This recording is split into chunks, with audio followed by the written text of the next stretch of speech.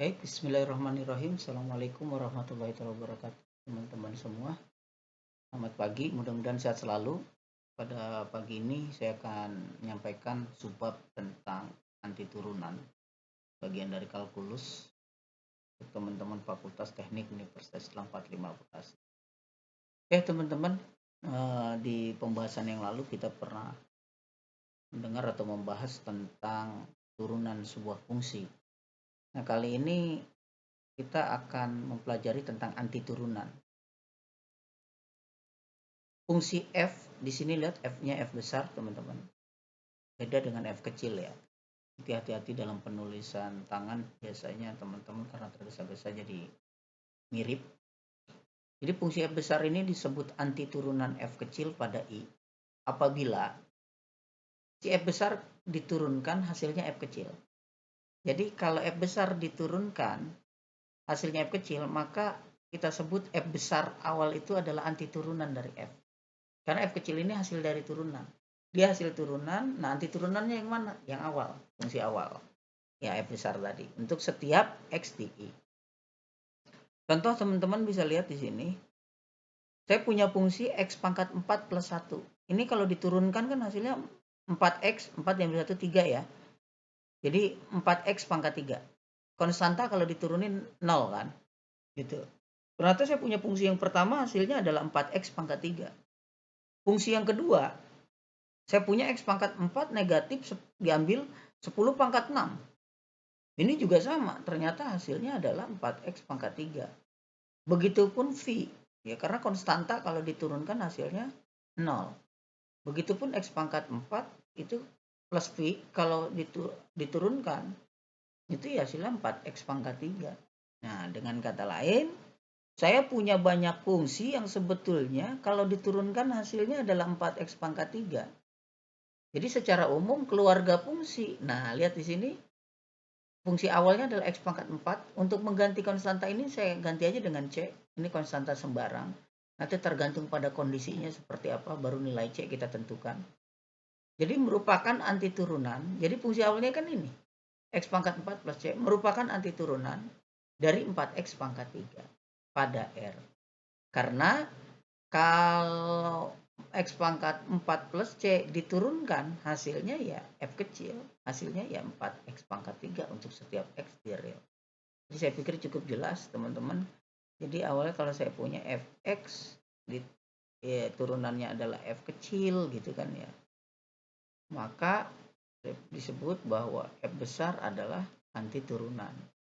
Anti turunan dari siapa? Dari f kecil gitu. Jadi ingat bahwa turunan itu konsepnya kemarin kita ingat aturan turunan pangkat ya, aturan pangkat pada turunan. Aturan pangkat pada turunan. Pangkat pada turunan. Fungsi.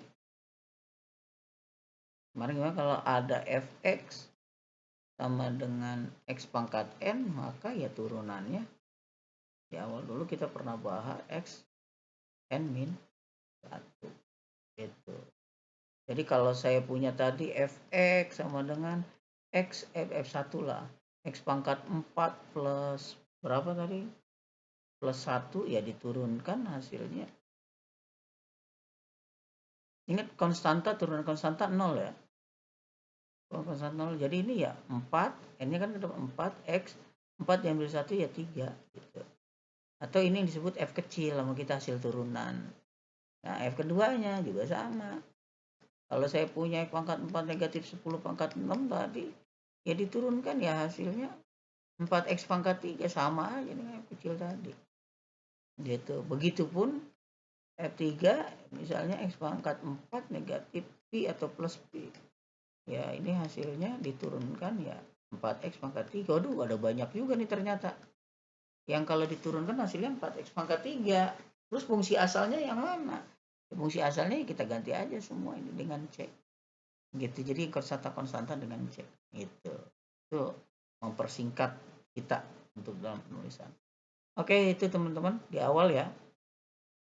Kemudian lihat di sini kita dikenalkan.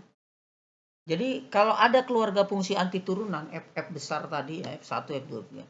Dari fx disebut integral tak tentu. Nah, karena dia punya nama lain. Jadi keluarga fungsi anti turunan itu disebut integral tak tentu dari fx. Dan dilambangkan dengan ini. Jadi dia mau bilang seperti ini teman-teman, bahwa kalau fx adalah anti turunan dari f, nah kita boleh tulis, maka kita tulis integral tertentu dari fx dx, yaitu hasilnya fx tapi dia keluarga fungsi loh, plus c karena banyak nanti ya gitu. Secara ilustrasi kurvanya banyak gitu, jadi ada c-nya ini, ada plus c-nya. Jadi kalau fx diturunkan hasilnya f kecil gitu ya. Jadi kalau f besar diturunkan hasil f kecil, fx gitu. Nah, jadi kalau integral tertentu dari fx balik lagi ke fungsi asal. Itu teman-teman. Jadi intinya teorema tersebut mau bilang begitu kurang lebih. Contoh, tadi kita udah bahas integral 4x pangkat 3 dx sama dengan di x pangkat 4 plus c. Kan x pangkat 4 ini kalau diturunkan, x pangkat 4 plus c maksud saya, x pangkat 4 plus c kalau diturunkan ya hasilnya 4x pangkat 3. Gitu, c-nya konstanta sembarang ya. Gitu. Ini ilustrasinya karena memang keluarga fungsi gitu. Jadi ada beberapa kurva nanti. Itu nanti akan kita bahas saat kita tatap muka secara online ya. Oke.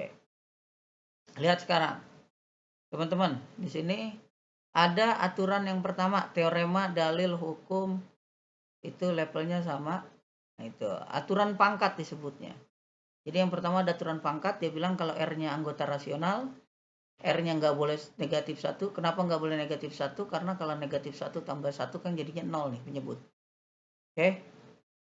Ingat pembawa dalam pembagian nggak boleh bilangan dibagi dengan 0 gitu. Jadi R-nya negatif 1 ini kita kecualikan.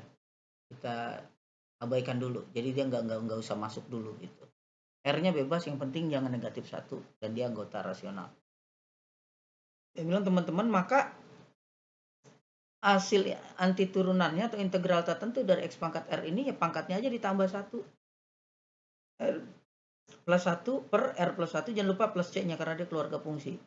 Nah, di sini teman-teman lihat contoh, nah ini kurang plus C saya pikir. Oke, A dan B kita lihat contoh ya. Aturan yang pertama. Ya, kita punya aturan 1 ya, teorema 1, aturan pangkat disebutnya. Teorema 1 ini disebut aturan pangkat. Ini aturan pangkat teman-teman.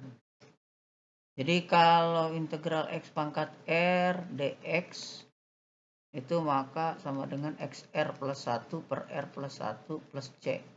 R-nya tidak boleh negatif 1 dan R anggota rasional. Contoh 1 saya punya integral tadi x pangkat berapa? Pangkat 2. Contoh satunya ya. Contoh satunya itu x dx. Hasilnya ya udah. Pangkatnya kita lihat di sini 2 tambah 1 3. Berarti x pangkat 3 per 3 plus c. Gitu ya. Oke. Kemudian yang contoh kedua, integral dari, kita lihat di sini berapa? Oh, x pangkat negatif 2. Kita lihat di sini negatif 2 ditambah 1 ya negatif 1. Negatif 1 per negatif 1 plus C. Atau kita tulisnya negatif X pangkat negatif 1 plus C. Jadi kalau bilangan dibagi 1 kan ya bilangan itu sendiri, negatifnya tetap ada, negatif X pangkat negatif 1 plus C. Gitu. Oke. Itu untuk aturan pangkat ya. Sekarang yang kedua kita lihat teman-teman. Di sini ada aturan trigonometri, ini harus dihafal teman-teman untuk mempercepat kerja ya, tapi pembuktiannya ya seperti anti turunan, bukan seperti anti turunan, maksudnya integral tertentu memang anti turunan. Jadi seperti pada turunan kita bekerja kebalik dan bisa dilihat di buku kalkulus langsung. Oke, teman-teman tinggal ingat aja bahwa turunan sin itu kan cos. Turunan sin adalah cos. Jadi integral cos ya sin. Jadi integral cos sin